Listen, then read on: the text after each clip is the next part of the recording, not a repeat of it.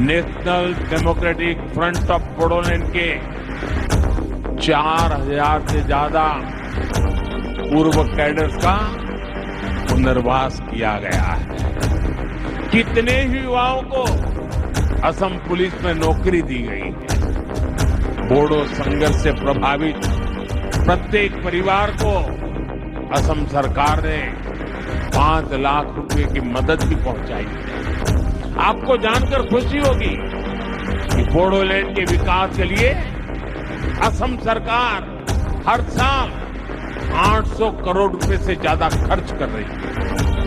बे 1500 कौटि थाखाखौ लाबोनानै जोंनि बिटिसिनि सीएम प्रमद बर' बिथांजों लोगोसे नैबे बिटिआर सालायगिरि दैदेनगिरि बिथांमोन इउजि ब्रह्म, रोनगोरा नार्जारी, गबिन्द बसुमतारी, रनजित बसुमतारी बिथांमोना बे फैसाखौ लाबोना बहा दोनखुमा फैखो?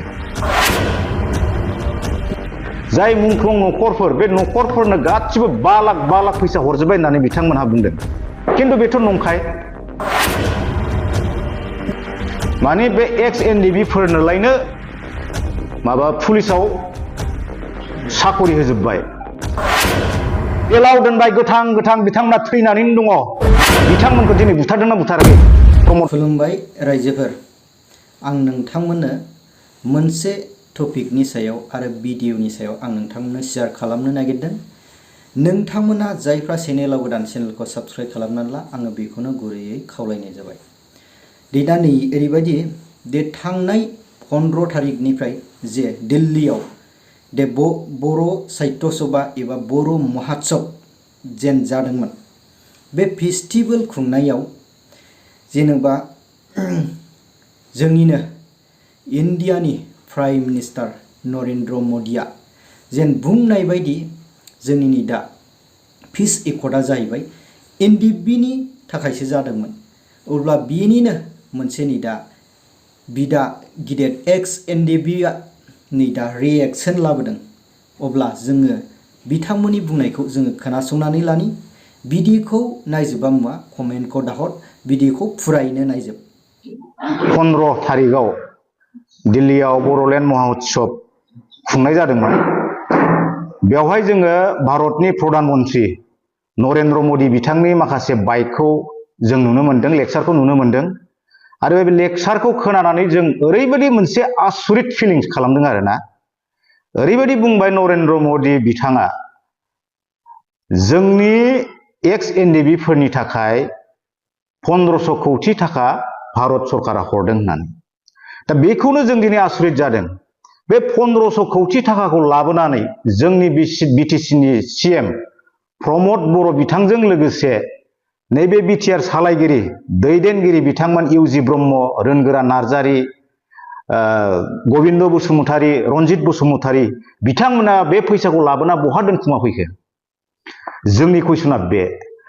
बिथाङा दिनै नरेन्द्र मदि बायदि सासे भारतनि प्राइम मिनिस्टाराथ' नंखाय खोथा बुङा, फैसाखौथ' हरमारदों। खिन्थु बिथांमोनहा गावसोरखौनो ओरैबायदि बुंनानै लाबाय प्राइम मिनिस्टार बिथांनि सिगाङावहाय एक्स एनडिबिफ्रालायनो माने गासिबो फैसाखौ मोनजोब्बाय, 4000नि बारा मानसिया फैसा मोनबाय होननानै बुंदों। खिन्थु बे फैसाखौबो ओरैबायदि होदों, नंगौ माखासेया मोनदों, खिन्थु बियो लन हिसाबै मोनदों आरो माखासेया मोनाखै। आरो बेखौ गभर्नमेन्टनो बा बेंकनो बै जाय मोनगिरि बिथांमोनहा होफिननांगौ आरो बे मोनसे। आरो एक्सक्रेसिया जाय मुंख्लं न'खरफोर बे न'खरफोरनो गासिबो 5 लाख फैसा हरजोबबाय होननानै बिथांमोनहा बुंदों। खिन्थु बेथ' नंखाय। जोंनि तामुलपुरावनो अनेक मथा मथि तामुलपुरावनो 400-500सो मार्टियार न'खर दङ। बिथांमोननो दिनै सासेबो मोनाखै। जों नाम मख'नानै बुंनो हायो, सेनियर बेवहाय लिडार बाबुल बर' होननाय दङ। बिथाङा जुडिसियेलमोन, काउन्सिलनि जुडिसियेलमोन, बिथाङा मोनाखै। थिग बेबादिनो प्रफुल्ल नार्जारी होननाय दं, डिम्बिस्वर ब्रह्म होननाय दङ, फरेन बर' होननाय दङ। थिग बेबायदिनो गोबां तामुलपुरावनो 500-600 जनसो मार्टियार न'खर दं आरो बिथांमोना होआखै। बेवहाय अबे रावजों बिथांमोनहा बिदि बुंनो हाखो? ओंखायनो जों आसुरित जादों आरो बहा 1500 कौटि थाखाखौ लाबोनानै बहा होखो? आरो मोनसे खोथाखौ बुंदों, माने बे एक्स एनडिबि फोरनोलायनो माबा पुलिसाव साकरि होजोबबाय। बिनिखायनो प्रमद बर' बिथांखौ जोङो कुइसन खालामदों। बिथांखौ जों कुइसन खालामदों आसाम पुलिसाव बिथाङा सोर एसपि नि आन्डाराव बबे डिस्ट्रिक्टआव जोंनि एक्स एनडिबि गथ'फ्रा आईसी कनस्टेबल अफिसार जानानै मावनानै दं बेखौ जोंनो लिस्ट होथों।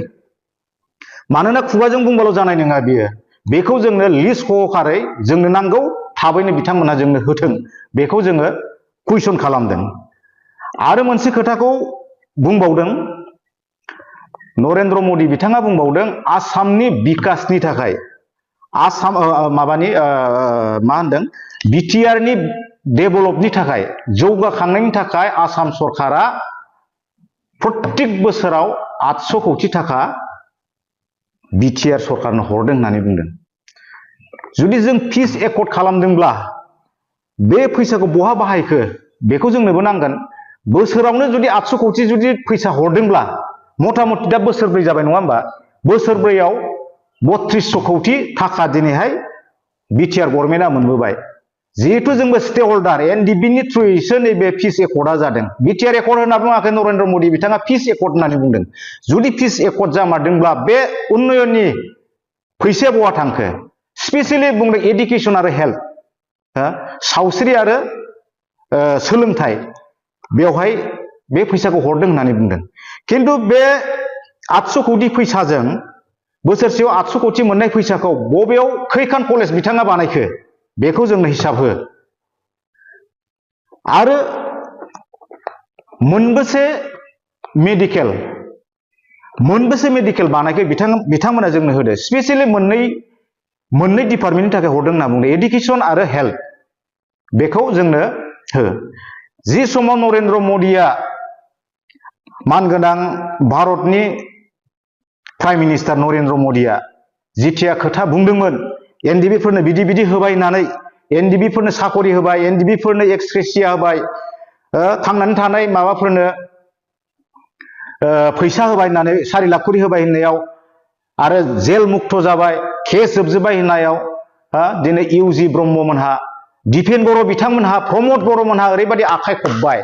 जोंथ' लाजिदों, बबेयावहाय नुखो बिथांमोनहा बे गासिबो जाजोब्बाय होननानै? बबेयावहाय पुलिस साकरि होखो बिथांमोनहा? बिनिखायनो जों बुंदों, ओरैनोल' बुंबा जानाय नङा। प्रमद बर', इउजि ब्रह्म, गबिन्द बसुमतारी, रन्जित बसुमतारी, दिपेन बर'मोनहा जोंनो डकुमेन्ट सहकारै लिस्ट सहकारै जोंनो होथों। बबे डिस्ट्रिक्टआव जोंनि एक्स एनडिबिफ्रा सोर एसपि नि आन्डाराव आईसी ना कनस्टेबल ना असि जानानै दं ना अफिसार जानानै साख्रि मावनानै दङ, बेनि हिसाबखौ जोंनो होथों हायोबा बिथांमोना। जों लाजिदों बिथांमोनहा दि बिराद आखाइ खबलाबायदों। खिन्थु प्रमद बर' नोंथांखौ जोङो कुइसन खालामदों, नोंथांखौ जों बुंदों बे हिसाबखौ नोंथाङा सानसे नङा सानसे जोंनो होथारनांगोन। खारन नोंथांनि पावारा सानफ्रामबो जुगामि नङा। जों ओरैबायदि लाजिनाय मोनदों, सानसे समाव जोङो हाइ स्कुलाव फरायनाय समाव भारत जारिमिन जों फरायनो मोनदोंमोन। भारत जारिमिनाव औरंजेबा मा खालामदोंमोन? गावनि फंबायफोरखौ बुथारजोबनानै गावनि बिफा शाहजाहानखौ बे जेलाव लाइफ टाइम जेलाव दोननानै बे राजा जादोंमोन। थिग बेबायदिनो दिनै प्रमद बर'आ जोंनि एनडिबि सेंग्राफोरखौ गोथाङै बुथारबाय।